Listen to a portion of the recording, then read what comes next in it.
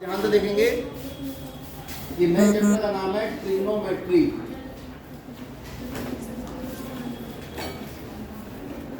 हिंदी में कहेंगे इसको त्रिकोणमिति।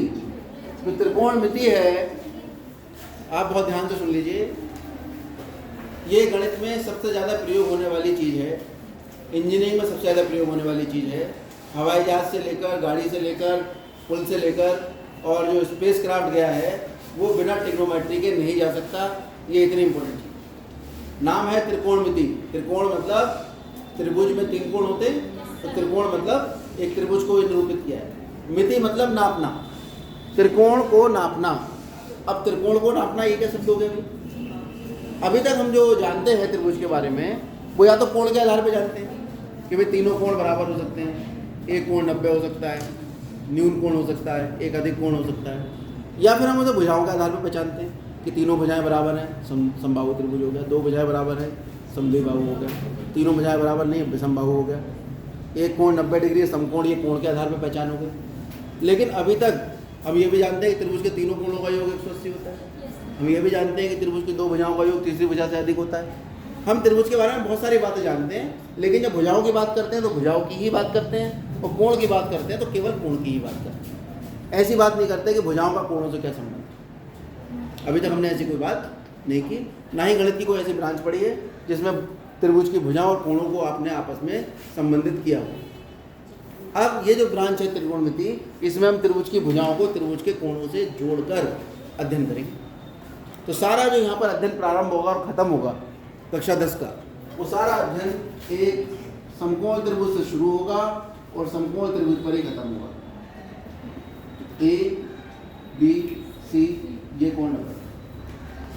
जिस त्रिभुज का एक कोण समकोण होता है 90 डिग्री होता है, उसे कैसा त्रिभुज कहते हैं? तो सबसे पहली बात तो हमारे पास एक समकोण त्रिभुज एबीसी होना चाहिए जिसमें कोण बी कैसा है?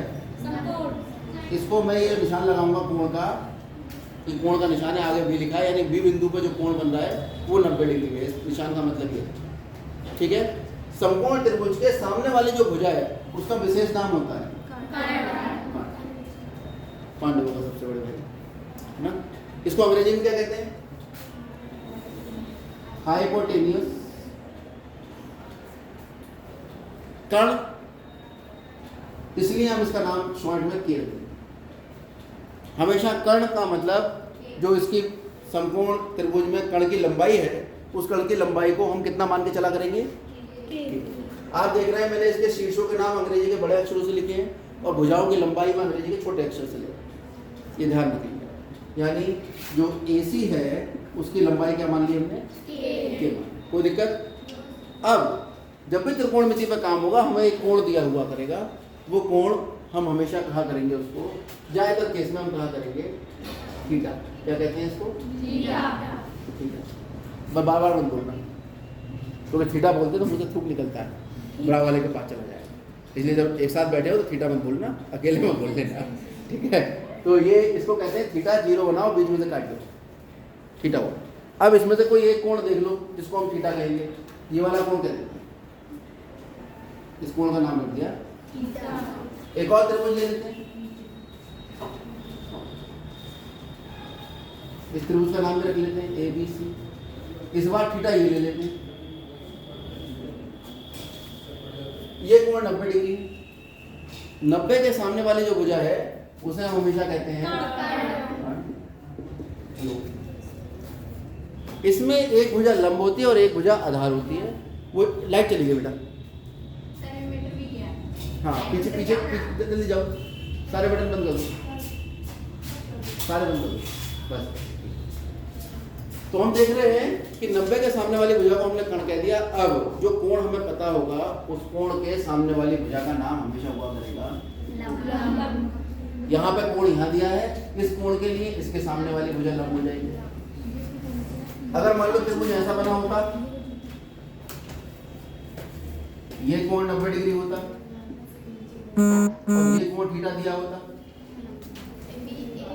तो 90 के सामने वाली भुजा कर्ण और कोण के सामने वाली भुजा, कर्ण का नाम K रखते हैं और लंब का नाम L।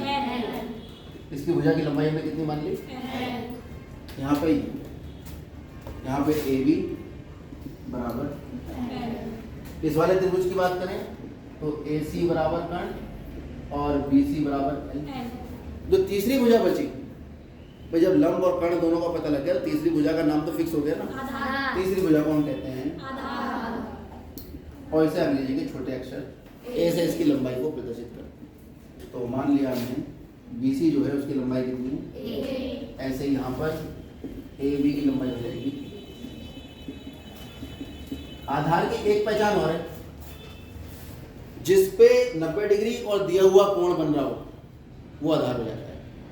90 डिग्री और दिया हुआ वो आधार होगा। 90 के सामने कर्ण होगा तो तीसरी भुजा जो बची वो लंब हो जाएगी। आधार तो बता दिया ना, जिस पे दोनों कोण बन रहे हो वो आधार होगा। 90 के सामने कर्ण तो तीसरी जो बची वो क्या हो जाएगी? लंब। यानी पूरा खेल त्रिकोणमिति में जो चलता है वो लंब, कर्ण और आधार की पहचान का चलता है। अगर लंब, कर्ण, आधार तीनों को आप पहचान ले रहे हो तो आपकी ट्रिग्नोमेट्री बहुत अच्छी हो जाएगी। इनको नहीं पहचान पा रहे हो तो त्रिकोणमिति गड़बड़ हो जाएगी। तो सबसे पहला स्टेप है लंब, कर्ण, आधार को पहचानना। कर्ण की पहचान 90 डिग्री के आधार पर होती है। 90 के ठीक सामने वाली भुजा कर्ण हो जाएगी। जो कोण हमें दिया है, जिस कोण पे हम कार्य करते हैं, उस कोण की अगर हम बात करेंगे तो उस कोण के सामने वाली भुजा लंब हो जाएगी और तीसरी भुजा आधार। बात समझ में आ गई थी? इसके बाद एक होती है पाइथागोरस थ्योरम। कितने बच्चों ने नाम सुना है? मैंने सुना। अच्छा, ये मैंने कौन कौन है? 1 2, तुम्हें थोड़ा थोड़ा सुना है। 1 2 3 4 5 6, ज़्यादातर बच्चों ने नाम सुन रखा है। कितने बच्चों को पाइथागोरस थ्योरम पता है क्या होती है? थोड़े हाथ कम। चलो ठीक है, हाथ नीचे करिए। पाइथागोरस थ्योरम में पाइथागोरस एक गणितज्ञ रहे हैं। उससे पहले बौधायन रहे हैं हमारे यहाँ इंडियन मैथमेटिशियन। उन्होंने पाइथागोरस से बहुत पहले ये बता दिया। क्या बताया था?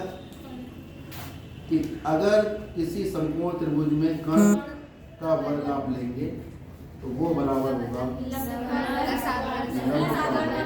प्लस आधार, यानी K का वर्ग बराबर L का वर्ग प्लस 1।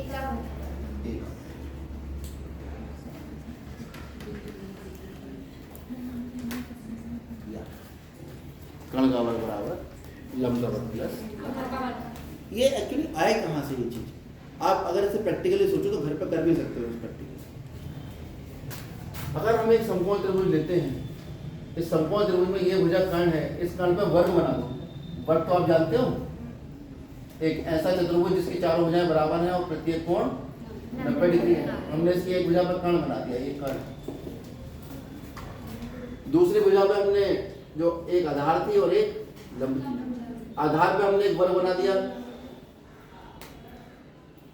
जिसकी भुजा ए थी, और जो लंब वाली भुजा थी उस पर भी हमने एक वर्ग बना दिया जिसकी भुजा एल एल एल। ये बताओ वर्ग का क्षेत्रफल कितना होता है? अच्छा, भुजा की घात। वर्ग का क्षेत्रफल कितना होता है? नहीं पता। आयत का क्षेत्रफल पता है? आयत का क्षेत्रफल लंबाई गुणा चौड़ाई। आयत का क्षेत्रफल होता है लंबाई गुणा चौड़ाई। वर्ग में लंबाई और चौड़ाई दोनों बराबर होती है ना, उसका नाम भुजा रख दिया। तो वर्ग का क्षेत्रफल हुआ भुजा गुणा भुजा, यानी भुजा की घात 2। तो वर्ग का क्षेत्रफल होता है भुजा की घात। तो हम देख रहे हैं इस वाले वर्ग की भुजा a है तो इसका क्षेत्रफल कितना होगा? ये वाले वर्ग का भुजा a है तो इसका क्षेत्रफल a, और ये वाले वर्ग की भुजा